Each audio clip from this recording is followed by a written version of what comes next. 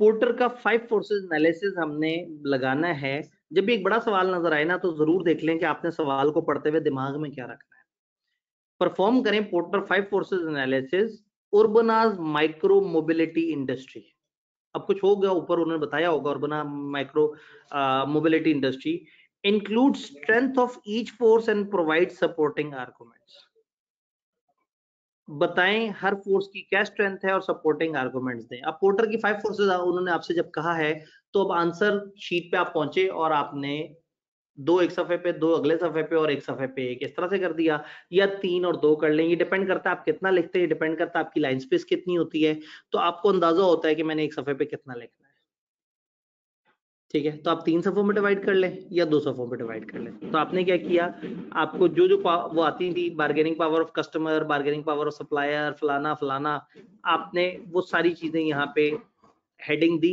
एक सफे पे हेडिंग दी, फिर दूसरे सफे पे हेडिंग दी और तीसरे सफे चले गए। 3 सफे आपने मुख्तस कर दिए। अब सवाल को आपने ध्यान से पढ़ते जाना है। अब सिर्फ बुलेट्स नहीं देनी, उन्होंने कहा है कि आपने इंक्लूड करना है स्ट्रेंथ ऑफ ईच फोर्स और सपोर्टिंग आर्गुमेंट्स देने हैं। इसका मतलब है जो लाइन जो पॉइंट भी वहां आप ऐड करेंगे ना, थोड़ी सी डिस्कशन के साथ करेंगे। समझ आ रही है? इन बसलिंग सिटी ऑफ अर्बना, अर्बना जी एक शहर है और वो बसलिंग है। अब ये पता नहीं क्या चीज होती है, लेकिन कुछ है, एक शहर है जो बसलिंग है। ठीक है, जब नहीं समझ आई, हमारे पास मार्जिन है ना, उन्होंने कौन सा कहा कि एक लाइन समझ के और उसका तर्जुमा हमें दो। हम नहीं डालेंगे इसको किसी फैक्टर में, पता नहीं पॉजिटिव बात है बुरी बात है, नहीं जिक्र करते, छेड़ते ही नहीं इसे। वो कहेंगे बच्चे ने बाद में से इतना पिक कर लिया था तो उसने बसलिंग सिटी को वो कर दिया। बसलिंग बिजी बिजी जैसा लग रहा है, बिजी में भी ना शुरू में BUS होता है, तो ये भी कोई बसलिंग है, तो शायद ये कोई मशहूर शहर हो। तो पेपर में आपने कभी भी इस वजह से मायूस नहीं हो जाना कि आपकी वो कैब हल्की है। आप अगर गवर्नमेंट स्कूल में ना पढ़े होते तो आज आप भी MFA का पेपर पास कर रहे होते, तो इसमें कोई परेशानी की बात नहीं है। जिसने गवर्नमेंट स्कूल से नहीं पढ़ा और प्राइवेट से पढ़ा उसको भी नहीं समझ आ रहा। ठीक है, तो हर बंदे की अपनी एक लर्निंग होती है। आपने कभी ये नहीं सोचना कि मेरी इंग्लिश कमजोर है तो मैं तो मार खा जाऊंगा। अगर ऐसा होता तो फिर तो शायद ही कोई चार्टर्ड अकाउंटेंट होता। ले जी, अर्बना की बसलिंग सिटी में माइक्रो मोबिलिटी इंडस्ट्री एक फियर्स बैटल ग्राउंड है। मतलब उन्होंने सोचा हुआ है कि जो इंग्लिश उन्हें आती है वो एक ही सवाल में उन्होंने डाल देनी है। तो एक शहर है अर्बना का जिसमें माइक्रो मोबिलिटी इंडस्ट्री जो है वो एक बड़ा स्ट्रॉन्ग बैटल ग्राउंड है मेजर प्लेयर्स के लिए। फियर्स, वैशी, बैटल ग्राउंड, मैदान जंग। तो इसका मतलब है कि माइक्रो मोबिलिटी इंडस्ट्री है जो जिसमें मैदान जंग है मेजर प्लेयर्स के लिए। इसका मतलब है अन्य वाह कंपटीशन है। आप फौरन से आए, आपने कहा मैंने यहाँ कहीं राइवलरी लिखा है, यहाँ राइवलरी लिखा था, आपने कहा मैं समझ नहीं आ रहा, लेकिन आपने लिख दिया fierce battle ground for major player. Major player कौन है? Speedy scoot, city riders, go green bike, ये मेजर प्लेयर हैं जी। स्पीडी स्कूट है, सिटी राइडर्स हैं और गो ग्रीन बाइक है। माइक्रो मोबिलिटी इंडस्ट्री, तो जिक्र हो रहा है बाइक्स का, स्कूटर टाइप का, राइडर्स का। इसका मतलब है कि शायद ये कुछ चलने फिरने वाली चीजें छोटी जिनके दरमियान मुकाबला है। तो दुनिया में क्या होता है कि अब ये बड़ा कॉन्सेप्ट आ गया है कि आप किसी मुल्क में जाते हैं तो वहां पे आप एक स्कूटी किराए पे लेते हैं। वो इलेक्ट्रिक स्कूटी होती है, आप उस पर ट्रैवल करते हैं और जहां आपका सफर खत्म हुआ आप वहां रुके, आपने स्कूटी वहां साइड पे छोड़ दी, फिर आप पैदल वॉक करते करते कहीं निकल गए, फिर वहां से आपने दोबारा होना था, एक और स्कूटी पे बैठ के और सफर शुरू कर दिया। आप उसको एक कार्ड लगाते हैं, वो कार्ड सारे के सारे आपस में सिंक हुए हुए होते हैं। तो आपने जो स्कूटी जहां छोड़ी उसका उतना आपके कार्ड को बिल हो गया, और जो अगली स्कूटी पकड़ेंगे वो तब ऑन होगी जब आप उसे कार्ड लगाएंगे। ये काफी मुल्कों में होता है। दुबई में इस तरह से है, कतर में थोड़ा सा है, शायद इस्लामाबाद में भी हल्का सा शुरू हुआ है, लंकावी में है, कुआलालंपुर के अंदर जो मलेशिया के अंदर भी ये है। तो मैंने तकरीबन 3-4 मुल्कों में तो मैंने देखा हुआ है। तो ये गालबन इस तरह की किसी को बहुत ही ज्यादा मतलब ना काफिर किसी मुल्क का जिक्र हो रहा है शायद ये जो है ना। हम तो ऐसी चीजों को काफिर कह देते हैं ना जो हमारे पहुंच से बाहर है, वो काफिर लोग हैं, उनका बाइकआउट कर देंगे, वो गलत लोग हैं।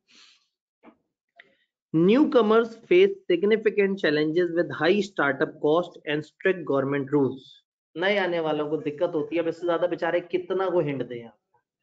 ये कौन सी बात हो रही है? सेट ऑफ न्यू एंट्रेंट्स में जो वो हम कहते हैं ना एंट्री बैरियर्स, और वो ये एंट्री बैरियर्स का जिक्र कर दिया।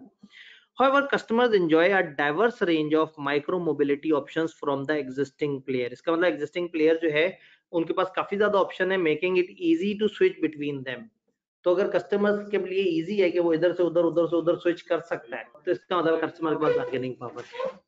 अब देखा जाए तो उन्हीं थ्योरीज के पॉइंट उठाते हैं और उसको प्रैक्टिकली पूछ रहे होते हैं, तो ये बार्गेनिंग पावर ऑफ कस्टमर्स के बीच में ही जा रहा है। अच्छा, आपने बताना है कि बार्गेनिंग पावर ऑफ कस्टमर मौजूद है, तो फिर बताना है क्यों? तो आपने कहना है चूंकि स्विच करना आसान है, तो कस्टमर कभी भी किसी भी एक प्रोडक्ट से दूसरे प्रोडक्ट, एक कंपनी से दूसरी कंपनी भी जा सकते हैं। That's why customer have bargaining power. Reason भी उन्हीं के डाटा में से निकाल के देंगे। To stay ahead, companies use competitive pricing and enhancing loyalty program. आज सारे उन्होंने vocab इस सवाल में पूछ लेने हैं। And unique features. तो इसका मतलब है कि कंपनियां जो है competitive pricing दे रही हैं, loyalty programs दे रहे हैं, unique features दे रहे हैं। पता नहीं कौन से loyalty program है, लेकिन मजे का लग रहा है लफ्ज। आंसर में लिख देंगे, वो सोचते रह जाएंगे इसका क्या मतलब है, कहाँ लिखूंगे, ये किस में लिख। 5 चीजें होती है ना, bargaining power of customer, supplier, rivalry, threat of एंट्रेंट, threat of substitute. Rivalry strong है, कंपेटिटिव प्राइसिंग है, लॉयल्टी प्रोग्राम तगड़े हैं, यूनिक फीचर्स है, तो वो उसमें आ गया, राइवलरी के अंदर आ गया। As the industry matures, speculations of mergers and acquisition raise the stakes in the micro mobility showdown. जैसे जैसे इंडस्ट्री मैच्योर होती है, वैसे वैसे मर्जर और इस तरह की एक्विजिशन की आवाजें जो है वो या मर्जर्स और एक्विजिशन के मामला जो है ना, उससे स्टेक बड़े हाई हो जाते हैं, उससे लगता है कि गेम बहुत ऊपर जाने वाली है। इसे क्या कहें? फिर वही 5 बातें सोच लेते हैं ना। राइवलरी तो नहीं लग रही, बार्गेनिंग पावर ऑफ कस्टमर नहीं लग रही, सप्लायर नहीं लग रही, थ्रेट ऑफ न्यू एंट्रेंट लग रहा है। जैसे जैसे इंडस्ट्री बढ़ रही है, मर्जर्स, एक्विजिशन और इस तरह से, इसका मतलब बहुत सारे नए काम होने वाले हैं, कुछ नए लोग आने वाले हैं, कुछ एक्वायर करने वाले हैं, तो इसका मतलब है न्यू एंट्रेंट्स का यहाँ पे जो है ना वो थ्रेट वो काफी ज्यादा है। स्विच देम जो ऊपर लिखा हुआ था ना, एग्जिस्टिंग प्लेयर्स के लिए इजी है कि स्विच करें, कि वो अभी करंट प्रोडक्ट का जिक्र हो रहा है। इसका मतलब है कि यहाँ पे हर वक्त थ्रेट ऑफ सब्स्टिट्यूट मौजूद है, कि लोग बड़े इजी हैं, वो मिलती जुलती प्रोडक्ट्स पे बड़े आराम से स्विच कर जाते हैं। वो पॉइंट उसमें भी लिख सकते हैं। अगेन जरूरी नहीं कि आपने एक पॉइंट को किसी एक जगह क्लासिफाई करना है। एक पॉइंट जैसे हमने एक और सवाल में भी इस तरह से देखा था, पेस्टल के अंदर भी, कि वो इकोनॉमिक में भी क्लासिफाई होता था, वो पॉलिटिकल में भी होता था। तो आप एक ही पॉइंट को एक से ज्यादा जगह पे लिख सकते हैं, लेकिन फिर आपकी जो वो सपोर्टिंग आर्गुमेंट्स है ना, वो इंपॉर्टेंट होने चाहिए, वो अच्छे तरीके से जस्टिफाई करें कि आप क्या बात कर रहे हैं। जी, अब यूनिक फीचर्स वाली बात आप करके कह सकते हैं कि इट सीम्स कि इसमें डिफरेंशिएशन ज्यादा है, लेकिन सारे ऐसे ही कर रहे हैं, सारे यूनिक फीचर दे रहे हैं, तो यूनिक फीचर देना भी वहां पे एक कॉमन बात बन गई है कि हर कोई यूनिक फीचर की बात कर रहा है, तो लड़ाई झगड़ा फड्डा बहुत ज्यादा ये राइवलरी में मेनली आएगा। और अगर हम बार्गेनिंग पावर सप्लायर की बात करें, तो ऊपर ही उन्होंने उसको निगेट कर दिया है कि लोग तो धड़ाधड़ शिफ्ट हो रहे हैं। थ्राइविंग माइक्रो मोबिलिटी सेक्टर, ये इसके लिए भी उन्होंने सोचा होगा, सर्च किया होगा, कुछ सिनोनिम नहीं मिला होगा, तो उन्होंने कहा होगा चलो ठीक है, थ्राइविंग आसान सा वर्ड है, इस्तेमाल कर लेते हैं। ये क्या होता है थ्राइविंग? थ्राइविंग बढ़ता हुआ, चेंज होता हुआ, शेप करता हुआ, तो थ्राइविंग या वो समझे थरकता हुआ जो है ना, वो मचलता हुआ, बदलता हुआ, उसमें vibrant. Micro mobility sector owes its success urbana to its convenience for short distance commute. छोटे फासलों का, इसका मतलब ये उसी तरह की स्कूटियों का ही जिक्र हो रहा है, वो जो थोड़े से फासले के लिए चलती हैं, फिर आप उस साइड पे रख देते हैं, अगली दफा बाहर निकले वो नजर नहीं आई, किसी और कंपनी की स्कूटी नजर आ गई, आप उस पर बैठ गए, वो नजर नहीं आई, कोई वो वन व्हीलर नजर आ गया, आप उसके ऊपर सफर कर लिया। तो उर्बना के अंदर जो है वो शॉर्ट डिस्टेंस कम्यूट्स हैं, जिसकी वजह से काफी ज्यादा इसमें हेल्प हो रही है। Established players compete through innovation in technology, pricing, coverage area, pricing में, कवरेज एरिया में, एंड फ्लीट क्वालिटी। उनके पास फ्लीट कहते हैं, आपके पास वो रेंज ऑफ आइटम्स कितनी है, तो रेंज ऑफ आइटम्स किस तरह की है, कवरेज एरिया कौन सा है, प्राइसिंग क्या है, आपकी टेक्नोलॉजी क्या है, पता लगे कि अब आपकी स्कूटी में साथ साथ गाने भी सुनाती हो, वो एक स्कूटी उस पर सामने टीवी भी लगा हुआ, आप साथ साथ जो है वो उसको भी देखते हुए जा रहे हो, तो उसके अंदर हर किसी की अपनी अपनी इनोवेशन है, वो सारा कुछ है। तो इसका मतलब है इसमें भी हमें नजर आ रहा है कि कंपटीशन है, और सिर्फ कंपटीशन नजर नहीं आ रहा है, जब हर कोई इतनी टेक्नोलॉजी और इतना काम कर रहा है, तो शायद थ्रेट ऑफ एंट्रेंस भी बढ़ गया है। एक ऐसी इंडस्ट्री जहां बहुत ज्यादा टेक्नोलॉजी, इनोवेशन, डिजाइन, वर्किंग और ऑलरेडी जो प्लेयर्स हैं वो काफी ज्यादा उसमें उन्होंने मार्केट शेयर कैप्चर किया हुआ है। तो ये सारे कहीं ना कहीं एक नए एंट्रेंट को भी आने से रोक रहे हैं और कहीं ना कहीं एक स्ट्रॉन्ग कंपटीशन भी शो कर रहे हैं। देयर आर न्यूमरस सप्लायर्स बहुत सारे हैं, primarily small to medium sized firm offering innovative products embracing micro mobility for short commutes। नहीं नहीं, गलत हो गया, offering innovative products, यहाँ पे फुल स्टॉप है जी। बहुत सारे सप्लायर्स हैं छोटे दरमियाने साइज के जो इनोवेटिव प्रोडक्ट्स दे रहे हैं। बहुत सारे सप्लायर्स से क्या होगा, कस्टमर की बार्गेनिंग पावर बढ़ जाएगी और सप्लायर की बार्गेनिंग पावर कम हो जाएगी। अब अगेन, जब आप कस्टमर और वो सप्लायर हैं तो अपने आप को कस्टमर नहीं कहना। आप जिस बिजनेस में अपने कस्टमर को कस्टमर कहना है और अपने सप्लायर को सप्लायर कहना है। अपने सप्लायर के आप कस्टमर है और अपने कस्टमर के आप सप्लायर हैं। अपने आप को सप्लायर नहीं बोलना, अपने आप को कस्टमर भी नहीं बोलना। सप्लायर बोलना है इस एनालिसिस में उसको जो आपको सप्लाई कर रहा है, कस्टमर इस एनालिसिस में बोलना है उसको जो आपका, आप सेंटर में। हालांकि आप एक वक्त में किसी के सप्लायर और किसी के कस्टमर है, लेकिन आपने ये वाली बात नहीं करनी। तो बार्गेनिंग पावर सप्लायर का ये मतलब नहीं है कि जो बिजनेसेस काम कर रहे हैं वो कितना ज्यादा बार्गेन रख रहे हैं। बार्गेनिंग पावर सप्लायर का मतलब है इन बिजनेसेस को जो सप्लायर मिले। याद रहेगा, ध्यान में रहेगा। तो सप्लायर्स की बार्गेनिंग पावर यहाँ पे कम लग रही है क्योंकि बहुत सारे सप्लायर हैं और दरमियानी छोटी साइज की फर्म्स है, तो कोई बहुत बड़े साइज का भी वो सप्लायर नहीं है और तादाद में भी ज्यादा है, तो यहाँ पे बार्गेनिंग पावर उनके पास ज्यादा नहीं लग रही। Meanwhile, an efficient public transport system caters seamlessly to long journeys। Long journeys के लिए जो है वो efficient public transport system है। गवर्नमेंट का अपना एक सेटअप होगा और जो लंबे फासले हैं, बसों वाले फासले या ट्रेनों वाले फासले, वो कर देती होगी गवर्नमेंट प्रोवाइड, और जो छोटे मोटे मामले हैं वो ये कर देते होंगे। एग्जामिनर किसी मुल्क जाता है, वहां माहौल देखता है, मुतासर होता है और केस स्टडी बना देता है। उन बच्चों के लिए जो जिनको ये पहली दफा पता लगा होता है 2 दिन पहले कि स्कूटी बिजली से भी चल जाती है, या स्कूटी मतलब उनको लगता है कि स्कूटी जो है वो जनाना स्कूटर को स्कूटी कहते हैं, ठीक है, वो वाला स्कूटर जिसमें जो है वो कहीं से भी एंटर हुआ जा सकता है वो स्कूटी है। और वो स्कूटर जिसमें ऐसे करके यूं ऊपर से वो आना पड़ता है जो मोटे लोगों के लिए होता है, वो स्कूटर होता है। तो एग्जामिनर जो है किसी मुल्क में जाता है, वहां माहौल देखता है और फिर सोचता है कि इधर से मैं कितना प्यारा सवाल जनरेट कर सकता हूँ, तो वो सवाल बता देता है। लेकिन कमाल उन बच्चों पे जिनको कुछ नहीं समझ आई कि किस प्रोडक्ट का जिक्र हो रहा है, लेकिन उन्होंने अपने जवाब को 70 to 80% भर दिया। पेपर में ना, पेपर समझ आने से ज्यादा पेपर करने की स्किल भी बड़ी इंपॉर्टेंट होती है। कुछ ऐसे स्टूडेंट होते हैं पूरा सेशन नहीं पढ़ते, पेपर देते हैं, पास हुए होते हैं। कुछ पूरा सेशन पढ़ते रहते हैं, पेपर में कंफ्यूज हो जाते हैं। पेपर के दरमियान नर्व्स को कंट्रोल रखना और दिए गए डाटा को इस्तेमाल करना भी बड़ा आर्ट है। अच्छा जी, providing a comprehensive transportation solution for resident. Resident को कंप्लीट सोल्यूशन मिल रहा है। बड़ा सफर करेंगे गवर्नमेंट वाले उसमें और छोटा सफर करेंगे ये वाले इस तरह के काम में। कोई थ्रेट तो नहीं लग रहा। अगर गवर्नमेंट ने छोटे सफर भी अपने शुरू कर दिए, अपने जिंची डाल दिए, पाकिस्तान में तो हम यही सोचेंगे ना। तो अगर गवर्नमेंट ने इसको भी वो कर लिया, जब वो बसें दे सकते हैं, ट्रेनें दे सकते हैं, तो स्कूटियों में उनको क्या मसला है।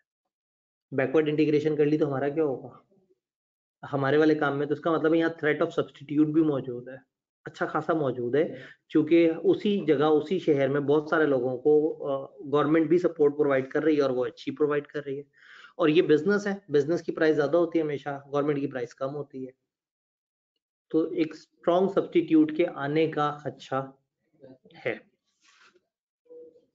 The race for ultimate winner in this dynamic micro mobility market remains uncertain। इस माइक्रो मोबिलिटी मार्केट के अंदर कौन जीतेगा ये अभी भी अनसर्टन है, making it an exciting and intriguing market to observe.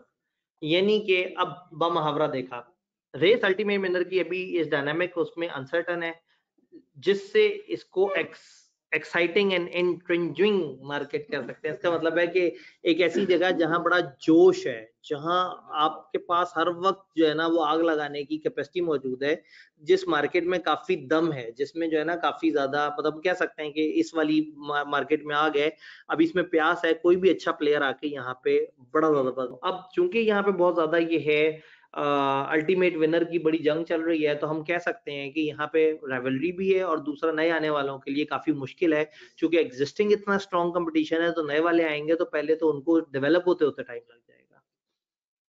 तो एक अच्छा लेकिन कदरे मुश्किल सवाल है, इसलिए कि ये जिस सेक्टर का जिक्र कर रहे हैं, इसका मतलब ये है कि अगर आपसे ये एनालिसिस करवाते हैं ना 5 फोर्सेस का, तो या तो आपको बताएंगे कोई मशहूर इदारा, जैसे स्वॉट एनालिसिस में कई दफा हम कहते हैं पीआईए का स्वॉट एनालिसिस या फलाना का, और अगर आपको कोई नई चीज बताएंगे तो फिर उसको इतना एक्सप्लेन करेंगे जितना इन्होंने यहाँ पे एक्सप्लेन किया।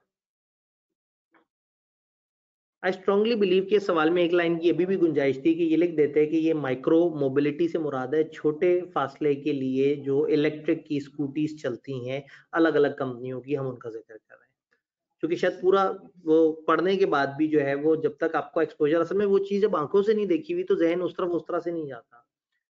बट उन बच्चों पे बड़ा कमाल होगा जिन्होंने इसको आधा समझने के बावजूद भी इसके जवाब में से मैक्सिमम नंबर ले लिया। पाकिस्तान में जो बाइकिया, करीम और जो इनका चल रहा है उसको जहन में रखा और उसके हिसाब से आंसर कर दिया, बड़ी अच्छी बात है।